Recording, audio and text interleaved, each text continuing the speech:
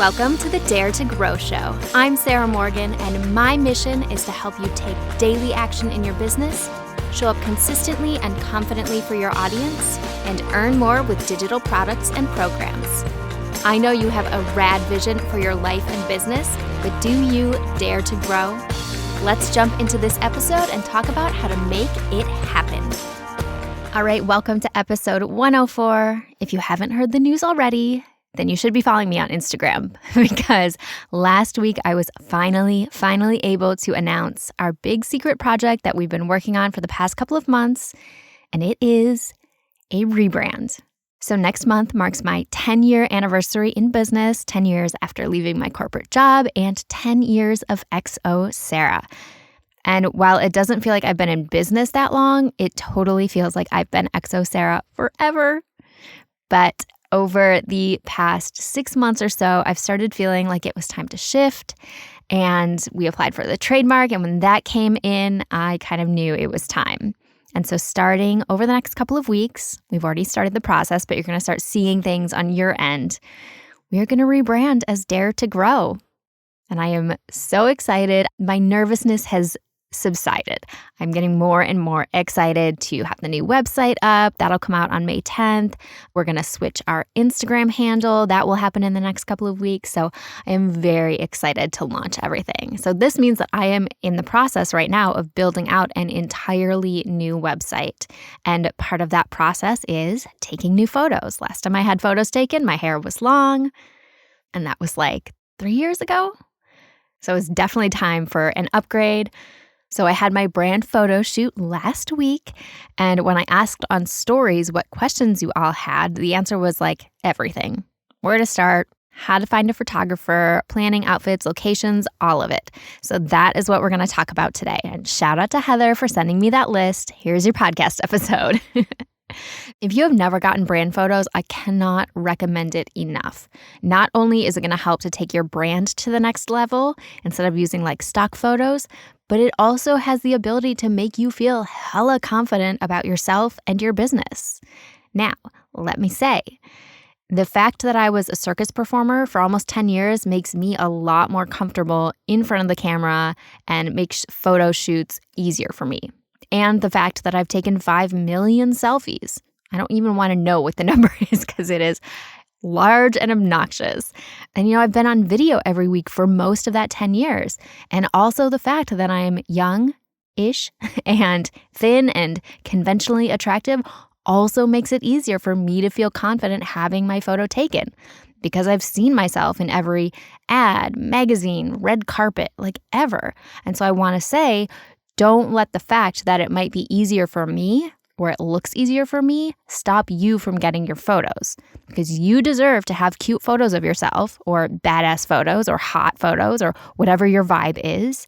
And you deserve to feel confident about your brand and about yourself. I don't need to be your example. Find someone who looks like you and has great photos and follow their lead.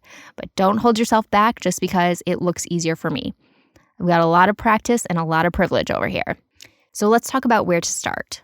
First, you need to know what you want your photos to look like. So hop on Pinterest or Instagram and save photos for outfit ideas, poses, photos that have the overall vibe that you want, like lighting and colors and kind of the feel of it. And I'm a nerd, so I make 3 different folders for all of that stuff. You can also save things like hairstyles, makeup, accessories, anything that lights you up and you're like, oh yeah, that's what I want to look like. Save it to a folder. And I will put my screenshots of my folders over on the blog post for this episode so you can kind of see an example of what I was collecting for my photo shoot. And if you're not sure what you want, just save everything. Save everything that you like, and then you can scroll through and look for patterns like similar outfits or colors, accessories, backgrounds. You can also look for hashtags like brand photo shoot on Instagram. You'll get tons of ideas in there, or you can just creep through like everyone I follow on my account because there are lots of cuties in there with brand photos. And then second, what do you need your photos for? So what do you want them to look like, and then where are you going to use them? Probably everywhere, but try to get a little specific. So is it headshots that you're going to send when you do podcast interviews? Is it content for Instagram? Is it photos for your website? For this photo shoot, I was looking mainly for website photos. And so I sent my photographer my Instagram so she could see what our branding looks like. And also I sent a link to the website template that I was planning to purchase so she could see how and where the photos would fit. So like if you need a huge horizontal photo for the top of your website, or photos where you're going to like remove the background or pointing to text on screen, your photographer should know that so you don't end up with a ton of photos you can't use. That's such a bummer. You're like, I'm so cute, but it doesn't fit into anything that I need it for. So figure out where you're going to use your photos as well. It doesn't have to be like exact, like, I'm going to sit here and do this pose and it's going to go in this spot on my website. You don't have to be that specific, but knowing where you're going to put photos is really helpful. And then let's talk about finding a photographer. So once you know what vibe you're going for, you can start searching for a photographer that can help you create something similar. I found both my photographers on Yelp, but you can also Google things like brand photographer and your city, or you can creep on other entrepreneurs in your area. So try looking on Instagram for hashtags like San Diego business. And then find someone who has photos you love and send them a DM and ask who their photographer was. Or ask your friend who always has the cutest family photos. Their photographer might be a good match for you.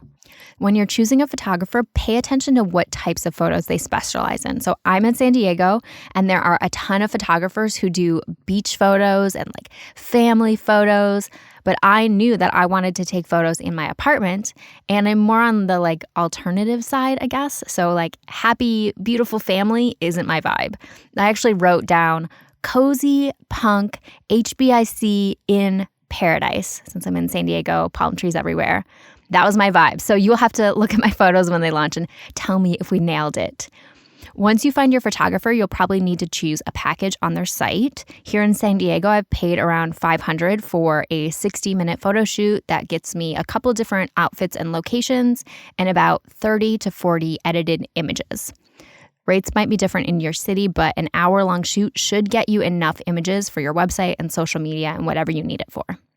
Also, if that is out of your budget, one of my past clients joined or created, I can't remember which, a group that meets monthly or quarterly, something like that, with the same photographer. So they always have new images and they're essentially splitting that cost. So that's another option if it isn't quite in your budget yet. But I will say that if you're thinking about it, it is a really good investment to give your business that visual level up.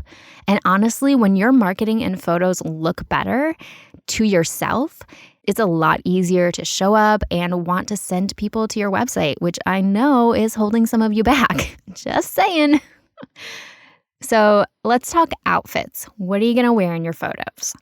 Like I said at the beginning, you want to start with some photos and inspiration for how you want to look, and you can literally replicate any outfit. So if a celebrity wore it, they probably had a stylist, and you can be pretty confident that you will look cute in that as well. When I was choosing outfits for this shoot, I wanted it to be realistic to what I actually wear because I'm known for not sugarcoating things, no fluff, no BS, not trying to be the like perfect Instagrammer over here. I don't use filters. So I'm at home all day on my couch under a blanket with my dog wearing leopard print. That's my vibe. Like as I'm writing this episode, that is literally what's happening. Although I'm wearing tiger print today, which you will see in my photos. And so I wanted to make sure to like show the realistic parts of my day if I'm going to ask you to listen to me and take my advice on being a solopreneur and working from home. I'm not standing in front of crowds, speaking or like posing in a studio. Maybe that will be my thing someday, but right now I'm running my business with cozy introvert vibes, so that is what you're going to see in my photos. Now, just because I'm being all authentic, quote unquote authentic, doesn't mean that you have to do the same thing. If you want to look like an alien princess or a trillionaire CEO when you're still working from the corner of your basement, do it. You do you. But the more you can show what makes you different from your competitors, the better. For example, so Boss Babe is a great example of a company that's very similar to Dare to Grow in what we teach and what we offer. They also have a membership, but our branding is completely opposite. they're all pretty pink serif lettering and like trendy neutral colored outfits. And I'm lime green, block letters, leopard print, and band tees, which means we are going to attract different people without saying a word, just based on our photos and our visual branding. So think about who you want to attract and how you want them to feel in your online space. The way you show up is going to be part of that. Now, practical stuff. Here's how we figure out what to wear. First, you're going to pull out everything that makes you feel cute. Clothes, shoes, accessories. And then using your outfit inspiration from Instagram or Pinterest, pull together some outfits, and then I want you to put them on and take test photos. And not just in front of a blank wall, unless that's where your photos are going to be. So I took test photos on my couch and at my desk to make sure that everything went with my throw pillows and my art and like looked okay the way I was sitting. I have totally felt cute in my outfit, and then I like walk by the mirror and realize I look like a total slob. So take the photos and just double check that it looks the way you want. You can even send those photos to your photographer, not your mom who has all the opinions. Send them to the person whose job it is to make you look like 20 fire emojis and get feedback from them. Your photographer wants you to look amazing because then they have great photos for their portfolio. So include them in the process, especially if you're getting stuck or you're feeling nervous. Let them know they are there to help you. And then lastly, you are going to figure out your locations. Now, the last 3 times I had photos taken, I let my photographer decide because I didn't really know where to go. We did them outside around downtown San Diego, which turned out awesome. However, y'all know that I'm a total introvert and a homebody. So this time I wanted to do photos inside my apartment because that is where I work all day. And also I put a lot of effort into making my place look cute. So you can totally let your photographer pick locations. They will likely already have some spots they prefer to shoot. When I had photos taken with my family last summer, the photographer met us at a park and she knew exactly the spots to pose us with the best background and how we should stand. And it was very efficient. And with 9 of us, some of us who are very chatty, myself included, it is not always easy. It's like herding cats. So if you like their portfolio, then trust your photographer to make you look good. For my photos, we did a series that included like cozy sweatpants, working on the couch with Hazel. She jumped in. Photos of me looking like a boss at my desk, and then photos of me working outside, and then photos of me just like outside looking like a cute little rock star. So if you want inside photos, but your house isn't feeling cute or it's too filled with people or stuff, you could rent an Airbnb or a co-working space or a studio, or ask your friend with the cute house if you can like borrow it for an hour. So don't, again, let your house hold you back if you're like, it's not styled cute enough to put on my Instagram. You can find other options. And then let's talk about props. I feel like this is something that is kind of forgotten because we see so many photos with people just like in cute outfits, like posing. But you want to show what you do in your business, especially if it's photos for your website. You don't just want to be like posing the whole time. So what kind of stuff do you use in your business? If you're a yoga instructor or you teach like pottery classes, your props are a little more obvious. But for a business niche, not so much. So my props included my phone, my laptop, my iPad, my ring light and tripod. I had a journal and my podcast mic. And also think about what you're known for, because it doesn't have to be all business. You do want to show a little of your personality. So you all know that I have a Carol Baskin-sized obsession with animal prints. I am currently recording this in my closet, and like 50% of my clothes are animal prints. So I made sure to wear animal print in my photos. I had my pink tiger pants, I had my leopard Vans, I have leopard earrings. So there's like a little hint of animal print in every photo. And, I'm a dog mom. I'm a total dog mom. Hazel is like my kid. So she hung out while we did photos and was like in and out of photos, as she is anytime I'm creating anything. Like if you're on a coaching call with me, there's a good chance you're either going to hear Hazel or see her. So I wanted her to be in my photos as well. Of course, make sure to check with your photographer to see if they're cool with that. But I did. She was all good with having Hazel hang out with us. And then let's talk about the day of.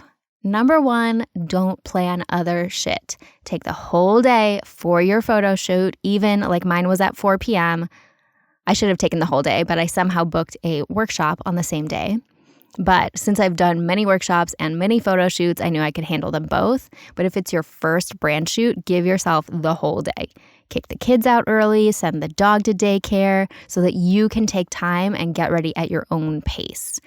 Lay out your outfits with your jewelry, shoes, undergarments, even makeup if you're going to switch like lipsticks or something. So I had 4 outfit changes, so I made 4 little piles on my dresser so that I could quick change really fast as we're doing the shoot.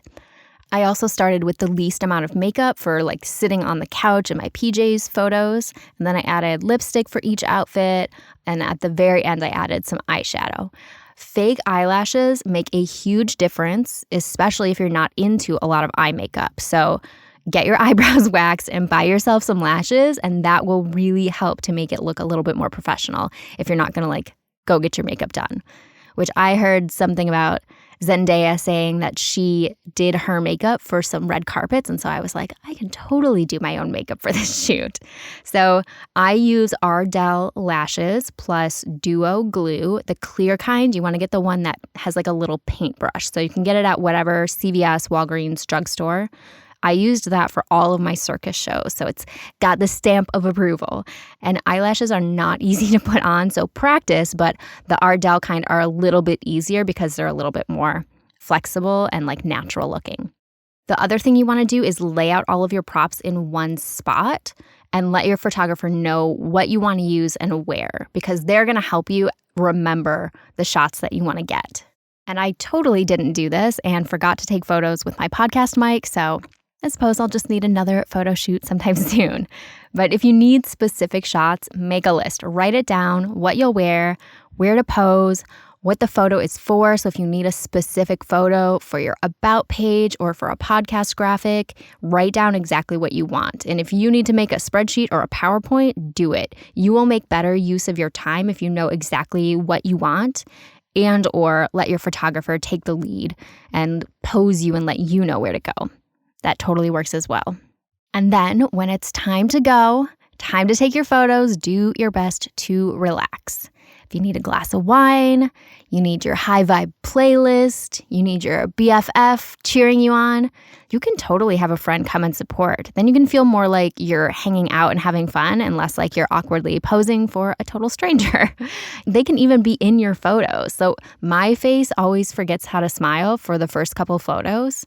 Like every time I have a photo shoot, I'm like, what is my face doing? So try to get comfy and have fun and think about how you want to feel sharing your website with all your beautiful photos, or how you want to feel posting on Instagram, and how you want your audience to feel when they see your stuff. So I have confidence, even if you're feeling very nervous, that you will be able to get through it, and you will be so excited when you have those photos. So I hope this has got you feeling a little more excited and confident about booking a photo shoot of your own. If you have more questions, you know I like to cheer y'all on. So you can shoot me a DM on Instagram or come into Dare to Grow. We've got lots of support over there. And I definitely want to see your photos. So if you go and have a photo shoot and use some of these tips, tag me on Instagram so that I can give you a high five. And if you're interested in seeing my new photos, they will be live on the site on May 10th. Yes.